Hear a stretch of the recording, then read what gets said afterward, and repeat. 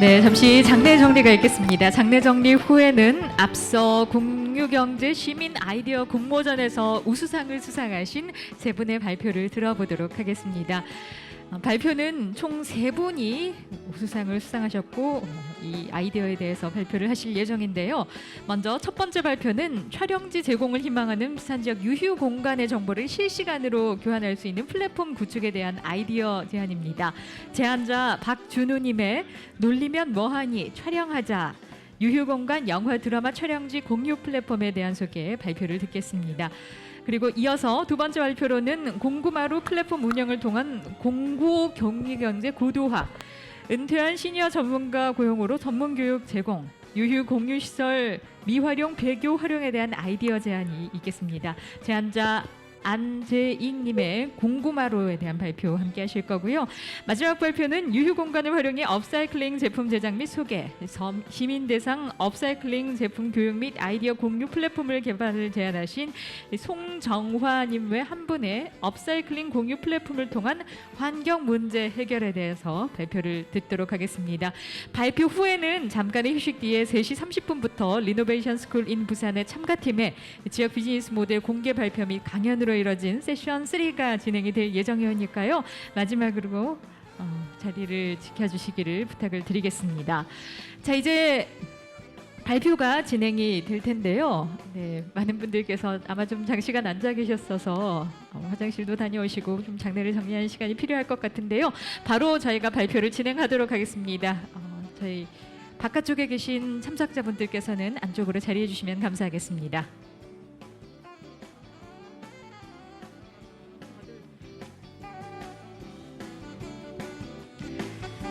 네, 다시 한번 안내 말씀드리겠습니다. 바로 발표를 진행하도록 하겠습니다. 바깥에 계신 참석자분들께서는 안쪽으로 자리하셔서 착석해 주시기를 부탁드리겠습니다. 네, 첫 번째 발표자 소개해드리면서 저는 인사드리도록 하겠습니다. 오늘의 발표, 공유경제 시민 아이디어 공모전에서 우수상을 수상하신 첫 번째 발표자, 촬영지 제공을 희망하는 부산 지역 유휴 공간 정보를 실시간으로 교환할 수 있는 플랫폼 구축에 대한 아이디어 제안입니다. 제안자 박준우님의 놀리면 뭐하니 촬영하자 함께 하시겠습니다. 큰 박수로 맞아주시기 바랍니다.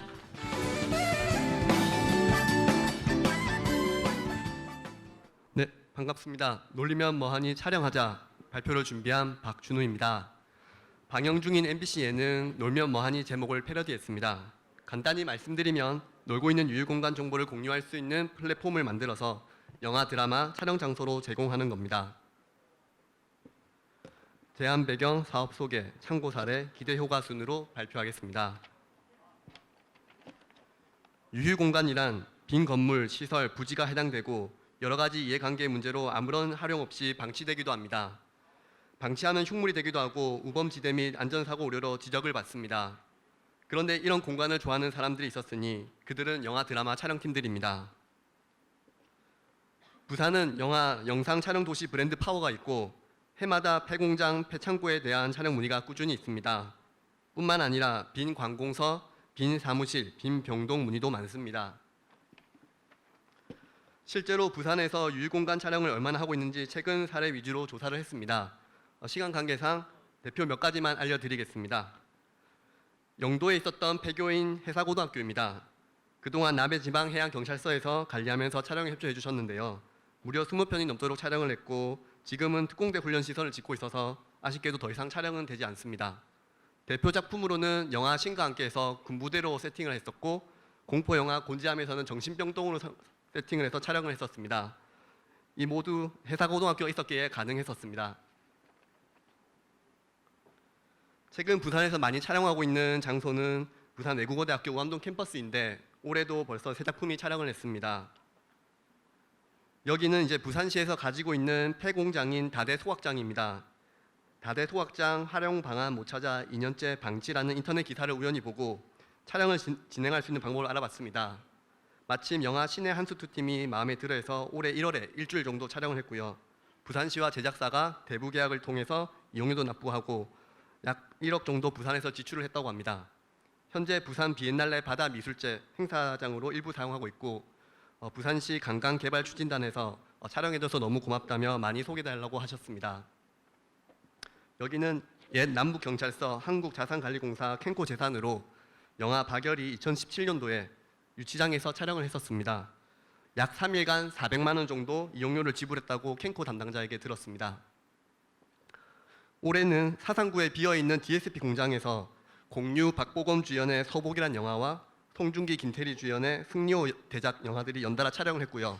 업체는 수천만 원의 대여료 수익을 얻었다고 들었습니다. 이 DSP 공장 같은 경우는 2년 전에 부산시에서 제2의 복합문화공간 F1963으로 추진한다는 기사를 제가 우연히 받고 업체를 찾아가서 촬영팀에게 소개해줬었습니다. 특히 올해 2월에는 문재인 대통령님이 여기 오셔서 부산 대개조 비전 선포식을 했었던 공간으로도 유명합니다. 그 기사에 보면 청와대는 이 행사 장소를 반대했는데 오돈 시장님이 끝까지 고집해서 성사가 됐다고 나옵니다. 부산시에서도 이제 이미 알고 있는 유휴시설 정보가 있었다는 것을 확인할 수 있습니다. 건물뿐 아니라 촬영팀에게는 유명한 부산 부지가 있는데 바로 기장에 있는 도해촌이란 곳입니다. 도자기 예술마을 계획이 무산되고 넓은 부지만 남아 있는데 여기 영화진흥위원회 촬영 스튜디오를 짓기로 했지만 아직 난항 중에 있습니다. 영화 국제시장팀이 여기서 최초로 6.25 당시 국제시장 세트를 지어서 촬영을 했고요. 그리고 올해 초에는 해치지 않아 팀이 여기서 동물원 세트장을 지어서 촬영하고 지금은 도굴이란 영화팀이 사용 중에 있습니다. 이미 알아서 잘 촬영하고 있는데 왜 제한하는지 궁금해하실 겁니다. 무엇보다 지금 제한하는 배경은 전국의 전문 세트장이 부족해서입니다. 1997년부터 그동안 많은 촬영이 있었던 경기도 남양주 종합촬영소가 올해 8월부로 문을 닫았습니다. 지금 영화팀들에게는 난리가 났고 스튜디오 예약 대란이 일어나고 있습니다. 부산에는 해운대에 전문 스튜디오가 2개동이 있는데 이미 내년 4월까지 예약이 끝났다고 합니다. 스튜디오가 없으니까 전국의 빈 공장, 창고를 찾아다니느라 촬영팀들이 애먹고 있다고 합니다. 이제 공간주가 촬영을 희망해서 이제 부산으로 먼저 연락 오는 경우가 있었는데 2015년 울산 화력본부에서 이제 곧 부수는 화력발전소가 있어서 마지막으로 영화로 남기고 싶어서 알아보니까 부산에 영화 촬영 지원인 부산 영상위원회라는 곳이 있어서 이쪽으로 문의가 왔습니다. 부산 영상위원회에서 영화팀에게 소개를 해줬고 마침 영화 공조팀이 촬영을 했었습니다. 비록 부산은 아니지만 또 좋은 사례로는 평창 동계올림픽 이후 국제방송센터 IBC가 1년 넘게 방치된 채로 여론의 질타를 받고 있을 때 강원영상위원회에서 협약을 맺어 올해 900만 관객 동원했던 영화 엑시트가 센터에서 촬영을 한 후 다른 촬영팀의 문의가 많이 이어지면서 수익 창출을 기대한다는 소식을 받습니다. 앞서 사례처럼 공간주가 먼저 제한하지 않으면 이런 장소들을 발품으로 찾는 것은 시간도 많이 걸리고 한계가 있습니다.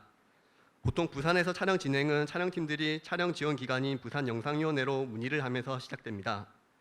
부산영상위원회에서 자료를 조사하고 발품을 통해 섭외를 하기도 합니다. 하지만 유휴공간 정보는 여러 가지 이해관계로 공개가 되지 않기 때문에 정보를 알기가 어렵습니다. 그래서 유휴공간 공유 플랫폼이 있다면 공간주가 가지고 있는 유휴공간을 온라인에 공개하고 촬영팀이 손쉽게 찾을 수 있을 겁니다.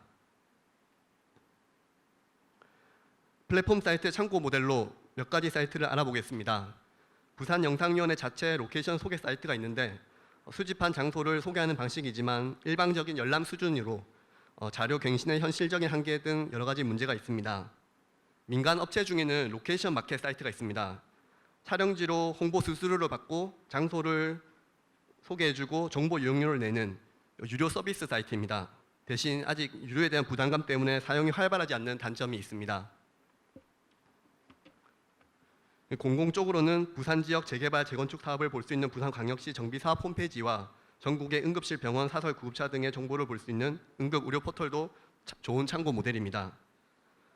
촬영 지원 기관인 부산영상위원회 사이트가 이미 그러한 기능을 하지 않느냐 물을 수 있겠지만 시민들이 잘 모르는 사이트이기도 하고 유휴공간 전용 공유 플랫폼이 있다면 이용할 겁니다. 유휴공간에 대한 플랫폼 사이트가 있다면 이제 정보 제공자, 즉 공간주가 정보 이용자인 촬영팀에게 공간을 제공하고 임대 수익을 얻을 수 있습니다. 플랫폼은 하나의 생명이기 때문에 이런 생태계 활성을 위해서는 꾸준한 자료 관리가 중요합니다. 공간주는 공간에 대한 재원, 계약서 등등을 온라인에 제공하고 책정 비용을 알려주고 영화팀은 그에 맞춰서 창고와 기간에 맞는 공간을 이제 플랫폼에서 찾게 됩니다. 이 플랫폼이 얼마나 활성화되고 있는지 표내는 것도 중요합니다. 자료 열람 조회수 표시, 예약 확정, 협의 중, 이런 진행 상태 표시 등을 추가하는 방법 등이 있고요. 또 촬영했다는 현황들을 계속 공개를 하면 다른 공간주들도 이런 사례들을 보고 너도 나도 참여할 것입니다. 핵심이 유휴공간 정보 수집인데 수집 방법은 기관에서, 즉 시청이 주도해서 여러 사람들과 협력하는 겁니다. 많은 홍보와 공감대를 이끌어내서 자발적 참여가 이뤄진다면 더할 나위 없을 겁니다. 시, 군청에서 매입한 건물들도 있고 한국자산관리공사, 부산본부, 국방부, 폐교를 관리하는 교육청 등 각가지 이제 기관들이 가지고 있는 자산들이 있을 겁니다. 그 외에도 이제 민간 업체들이 이런 참여한 자료를 올린다면 이제 안 쓰는 우리 아버지 공장, 비어 있는 정원 딸린 주택 등 개인들도 촬영지 제공에 참여할 수 있게 됩니다. 공간 홍보도 하고 수익도 벌고 싶은 민간 업체와 개인들은 자발적으로 분명 참여할 겁니다.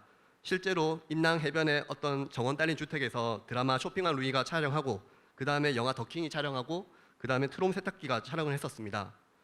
드라마, 영화 광고가 연달아 촬영이 가능했던 것은 촬영팀들은 이런 정보들을 서로 공유하기 때문입니다. 앞서 촬영 사례들을 보셨듯이 기관이 매입하고 있는 유휴시설들이 있습니다. 다만 이제 시민들이 이 부분을 모르고 있을 뿐인데요. 이런 정보를 알게 되고 그리고 이 정보를 이제 이용할 때 공유 재산 대부 계약하는 방법, 국공유 재산 사용료 산출 방법 등을 온라인에 제공하면 좋을 것 같습니다.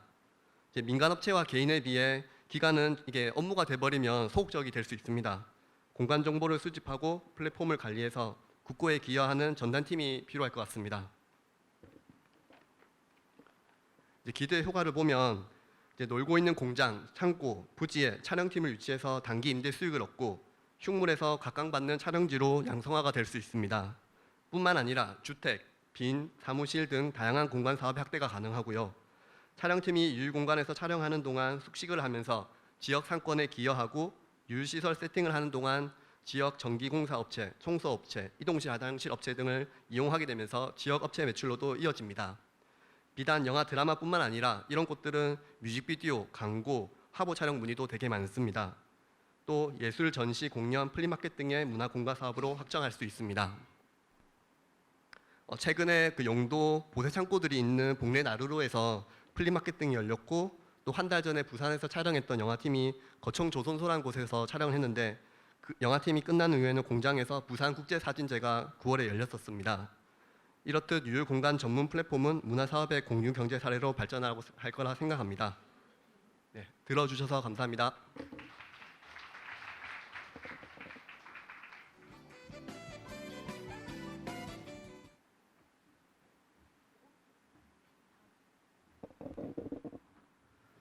네, 안녕하십니까. 공구마루 팀의 대표 안재익입니다.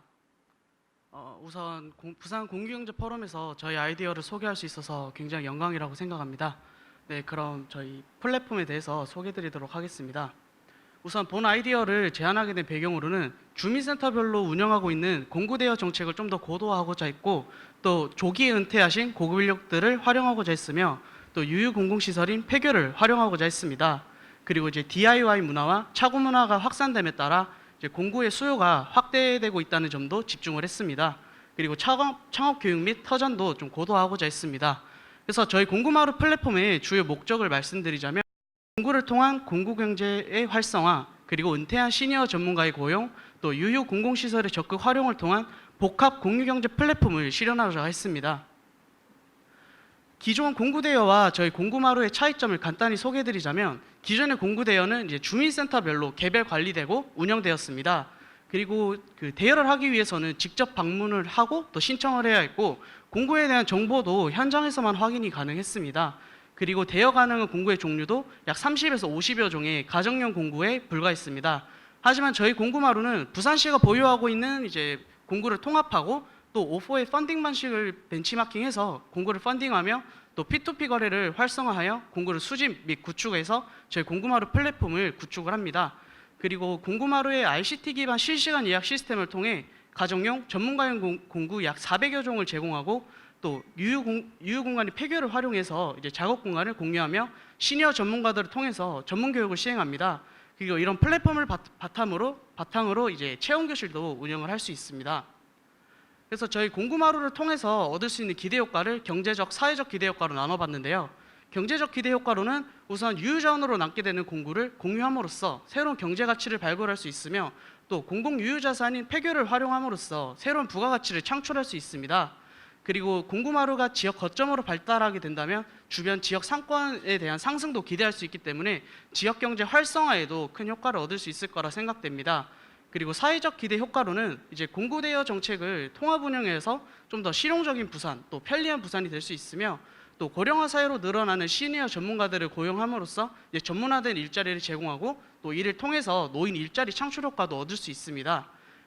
그리고 유유자원을 활용했기 때문에 새로운 제품을 만드는데 필요한 자원을 절약함으로써 환경 보전 효과도 얻을 수 있습니다. 다음은 저희 공구마루의 사업성을 설명드리겠습니다. 우선 공구마루 구축 부분에 있어서 기존의 부산시가 가지고 있던 공구 자산을 통합하였고, 또 오포의 펀딩 방식을 채택하였으며, 폐교를 활용하였기에 이제 초기 필요 자본을 최소화하였습니다. 그리고 국리마루나 회동마루와 같은 이제 실습형 체험장의 수요가 다수 있어 폐교 활용에 있어서도 교육청과 원만한 합의가 가능할 것으로 생각됩니다. 그리고 시니어 전문가 방면에서는 이제 은퇴 연령과 일자리 부족으로 고급 인력들의 활용이 매우 미진한 상황인데요. 이런 시니어 전문가들을 고용함으로써 노인 일자리를 확대할 뿐만 아니라 현업에 종사하는 전문가들보다는 좀 더 저렴한 인건비로 전문가들을 초빙할 수도 있습니다. 그리고 문화 형성 부분에서는 최근 인터넷 방송 플랫폼을 통한 DIY 문화 확산으로 공구의 수요가 확대되고 있는데요. 이런 가운데 비싸고 전문적인 공구를 대여해 줌으로써 소유자는 저렴한 가격으로 공구를 사용할 수 있고, 또 평소 사용하지 않는 유유자원의 새로운 경제 가치도 발견을 할 수 있습니다. 그리고 마지막으로 이제 폐교를 활용한 이제 체험 중심 체험관인 국리마루, 회동마루의 성공 사례들이 저희 공구마루의 성공 가능성을 보여주고 있고, 또 회동마루의 경우에는 이미 연간 이용 신청이 마감될 정도로 일선 학교로부터 인기가 상당하다고 합니다. 다음은 저희 아이디어의 특징에 대해서 말씀드리겠습니다. 공구 수집 및 구축 방안인데요. 방금 말씀드렸듯이 우선 부산시가 보유하고 있는 공구를 통합해서 좀 효율적인 사용 및 유지 보수가 될 수 있도록 운영합니다. 그리고 이제 오포, 그 중국 공유 자전거 업체인데요. 이 업체의 그 펀딩 방식을 벤치마킹을 해서 시민들이 사용하지 않는 공구를 기부받고, 또 기부한 시민들에게는 그 공구 가치에 비례한 포인트를 지급해서 이제 플랫폼 이용 시 사용할 수 있도록 합니다. 그리고 이제 P2P 공유 환경을 구축을 해서 개인 간의 공구 공유 환경을 조성하는 것입니다. 이를 통해서 공유 경제의 핵심이라고 할 수 있는 신뢰도를 좀 챙길 수 있고요. 그리고 저희 공구마루는 중간에서 보증금을 관리하고, 또 소정의 중개 수수를 통해서 수익을 창출할 수도 있습니다. 다음은 작업 공간의 공유입니다. 유유 공공시설인 폐교를 활용해서 저희 공구마루에서 제공하는 공구를 안전하고 쾌적한 공간에서 이용할 수 있도록 하고, 또 분야별로 전문화된 공방을 제공함으로써 각 작업에 필요한 이제 공구를 편리하고 안전하게 사용 가능할 수 있도록 지원합니다. 다음은 전문교육의 시행입니다. 안전교육은 공구 사용 중 발생할 수 있는 불의 사고를 예방하기 위해서 실시를 하고요. 다음 전문기술 교육은 이제 시민들이 원하는 분야의 이제 전문 교육을 시니어 전문가들을 통해서 이제 좀 더 전문적인 공구 사용과 퀄리티 있는 결과물을 제작할 수 있도록 지원하는 것입니다. 다음은 어린이 교실입니다. 공휴일이나 방학 기간에 어린이 교실을 운영해서 부산 꿈나무들이 다양한 경험과 체험을 할 수 있도록 하고, 직업 교육의 경우에는 추후 공구 공유 사업의 규모가 좀 확대됐을 때 국가 주도적인 직업 교육을 운영을 할 수 있습니다. 이렇게 된다면 사설 학원보다는 좀 더 체계적인 교육 진행과 교육상 관리가 가능할 것으로 사료됩니다. 다음은 은퇴 고급 인력의 활용입니다. 비은퇴자들의 예상하는 은퇴 나이보다 실제 은퇴 나이가 훨씬 빠르다는 이런 조사 결과가 있어 이런 부분을 좀 해소하고자 본 아이디어를 생각하게 됐습니다. 시니어 전문가들을 초빙을 해서 공구마루의 관리, 운영, 교육 등 다양한 업무를 수행할 수 있도록 합니다. 이런 경험 많은 베테랑들의 지원을 통해서 이용자들의 편의를 증진할 수 있을 거라 생각됩니다. 그리고 이런 시니어 전문가들의 네트워크를 활용하는 것인데요. 이들을 통해서 다양한 정보를 수집할 수 있고, 또 활용이 가능하며 직업교육 운영 시에 이런 교육생들의 산업계열의 진출도 도울 수 있습니다. 다음은 이제 공유경제의 다음 단계인 구독경제를 활성화하고자 하는데요. 공구마루 클럽 제도를 운영하는 것입니다. 월 정액형 렌탈형 비즈니스 모델을 추진해서 일정 금액을 지불하면 일정 기간 동안 공구의 종류, 작업장의 종류와 관계없이 이제 자유롭게 이용할 수 있는 클럽제를 운영하는 것입니다. 그리고 이 클럽제 이후에 이제 정기 배송 이제 택배 서비스를 이제 추가로 서비스를 해서 집에서도 간편히 예약하고 사용한 후에 반납할 수 있는 이런 구독 서비스를 제공하고자 합니다. 이제 추후 서비스 확대상으로는 총 3단계로 나눠봤습니다. 우선 1단계로는 방금 말씀드린 택배 서비스를 확대를 해서 구독 경제를 활성화하고, 그다음 2단계 공구 외에 다양한 기타 유휴 장비들에 대한 공유 환경을 조성하여 유휴 장비의 공유에 대해서 좀 확대를 하고자 합니다. 마지막 3단계는 산학연 협동 프로그램 확대를 통해서 저희 공유 플랫폼을 고도화하고 또 관련된 교육 프로젝트를 진행함으로써 이런 부족한 부분을 보완하고자 합니다. 저희 공구마루를 통해서 공공 공유 서비스를 제시하고 또 동시에 사회 문제를 보완하여 모두가 편리하고 행복한 부산, 또 4차 산업 시대의 흐름을 선도하는 스마트 부산이 되고자 본 아이디어를 제안했습니다. 네, 이상 저희 발표를 마치도록 하겠습니다. 감사합니다.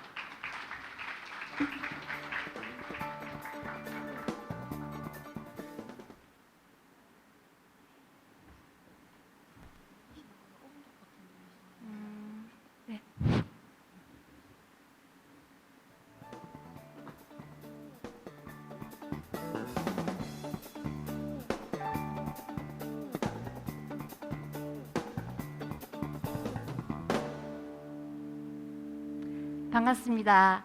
저는 부산 유휴 공간을 활용해서 부산에 거주하는 에코 크리에이터들이 만드는 업사이클 제품을 소개하고 그 공간을 공유 플랫폼을 아이디어를 제안한 송정아입니다. 반갑습니다.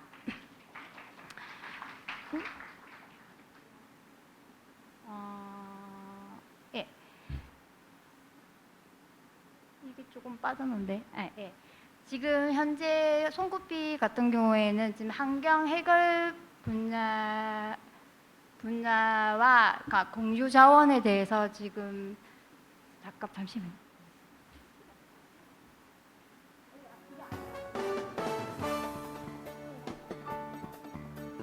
죄송해요. PT가 좀 바뀐 것 같아서 조금 대기하겠습니다.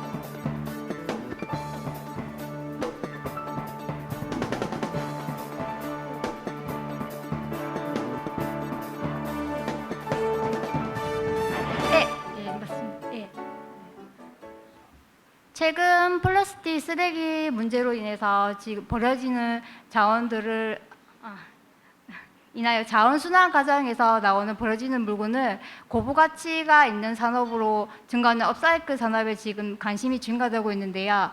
지금 업사이클의 주제로 저는 아카데미와 이벤트 행사, 그리고 소재 보관소, 그리고 제조 정비 공유에 관한 지식과 물건에 대해 공유하는 플랫폼을 만들고자 합니다.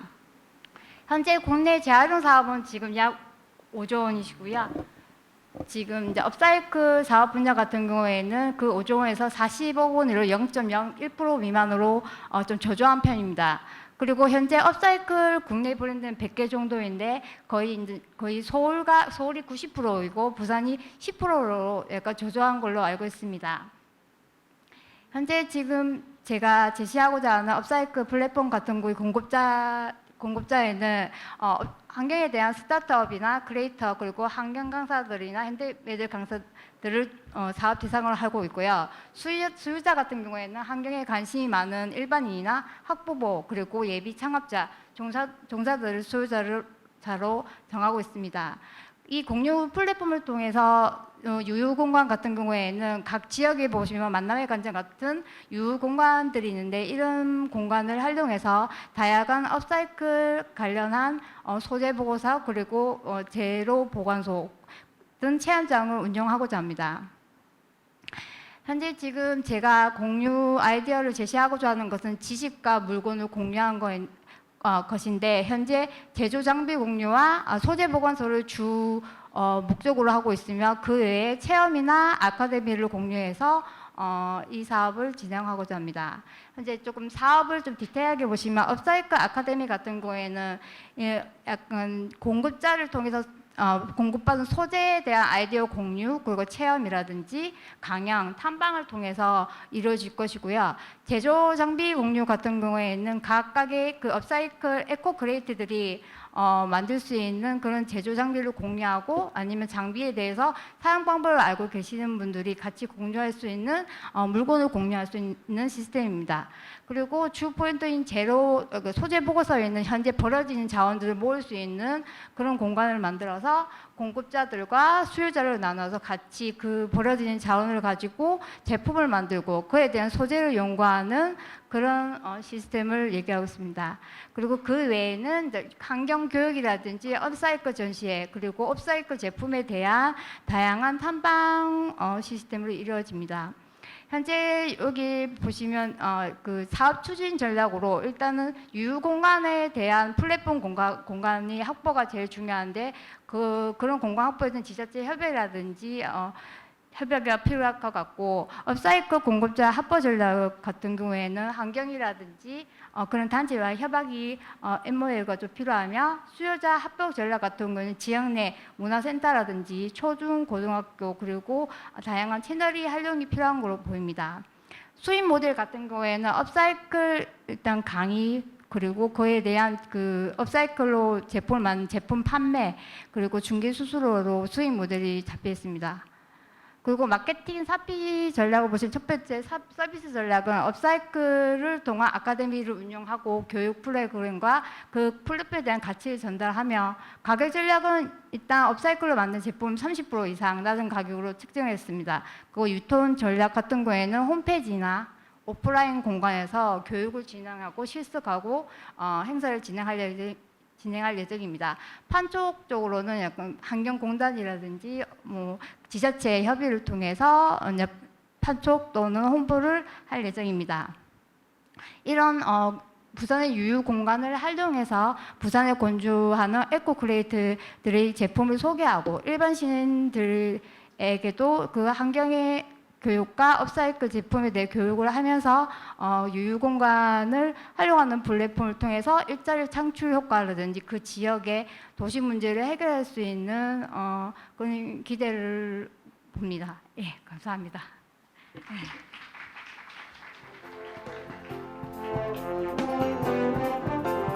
네, 세 분 발표 정말 수고하셨습니다. 발표자 세 분에 대해서 다시 한번 큰 박수 부탁드리겠습니다.